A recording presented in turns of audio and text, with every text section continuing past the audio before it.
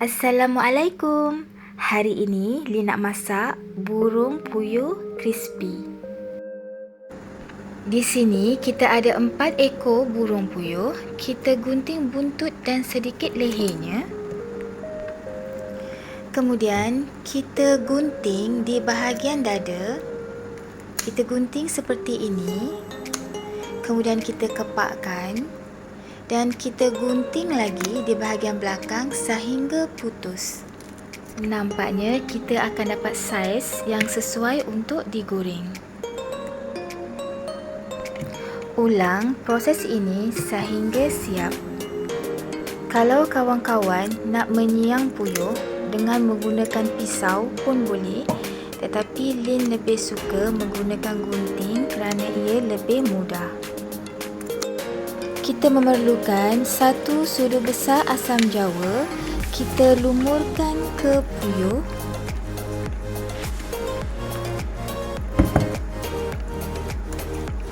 Kita campurkan juga 1 sudu besar tepung gandum. Kita ramaskan asam jawa dan tepung bersama puyuh. Kemudian kita campurkan dengan sedikit air dan kita ramas lagi. Dalam proses mencuci, kita akan buang lemak, lendir atau bulu sekiranya ada. Daging burung puyuh sebenarnya ada sedikit bau, jadi kita perlu membasuhnya dengan tepung, dengan asam ataupun dengan limau.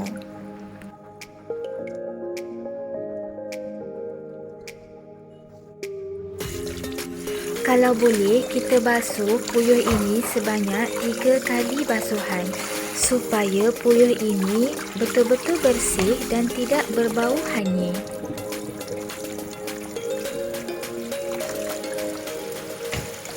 Setengah biji bawang Holland, 3 ulas bawang putih, 2 inci kunyit hidup, 2 inci lengkuas, 2 inci halia, 1 sudu kecil garam kasar. Kita tumbukkan semua bahan-bahan ini sehingga lumat. Kemudian kita perapkan puyuh dengan bahan-bahan yang kita tumbuk tadi. Kita gaulkan sehingga sebati. Campurkan 1 sudu besar ketumbar yang telah dikisar halus dan kita gaulkan bersama puyuh. 1 sudu kecil lada putih, 1 sudu kecil serbuk cili, 1 sudu kecil serbuk kunyit, sedikit Maggi cukup rasa. Kita gaul rata ke semua bahan ini dan kita perapkan selama 20 minit. Kita memerlukan 3 cawan tepung gandum,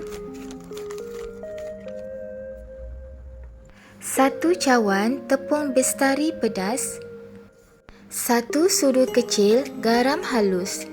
Kita gaulkan ke semua tepung-tepung ini agar sebati.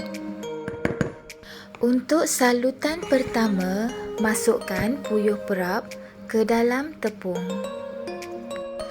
Dalam 3 ke 4 ketul, kita masukkan sekali dan kita gaulkan perlahan-lahan.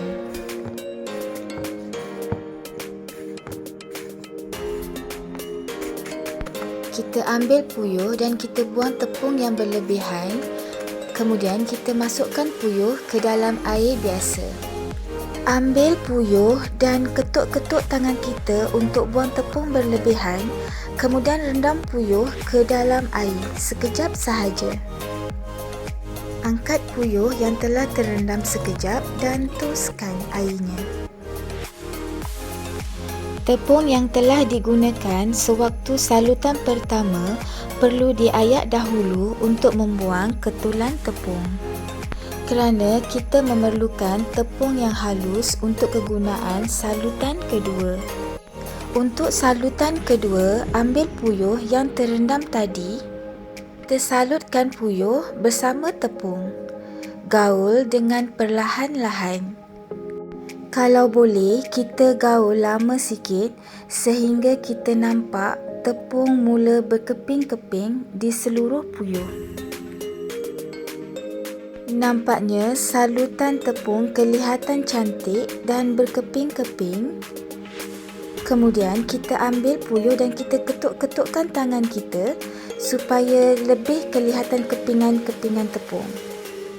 Kalau boleh, kita ketuk tangan kita lagi kuat lagi bagus supaya kepingan-kepingan itu lebih jelas kelihatan. Kelihatan keping-keping di situ.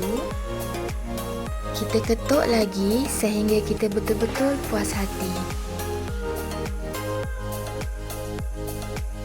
Makan masa juga ya untuk salutan puyuh. Diharap kawan-kawan bersabar sewaktu membuatnya. Kita ketuk-ketuk lagi sehingga nampak kepingan-kepingan tepung. Ulang proses ini sehingga siap. Kepingan-kepingan inilah yang akan menjadi crispy apabila digoreng.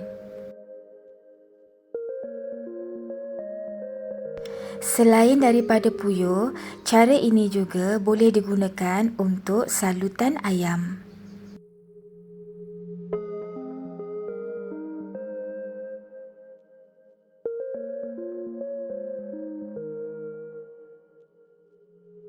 Daging puyuh ini sebenarnya sangat lembut tau. Apabila kita goyangkan dan ketuk tangan kita, puyuh ini akan terlalu bergoyang kerana ia sangat lembut.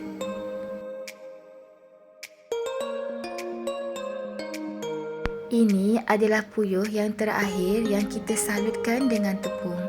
Nampaknya proses salutan telah pun siap dan bolehlah digoreng.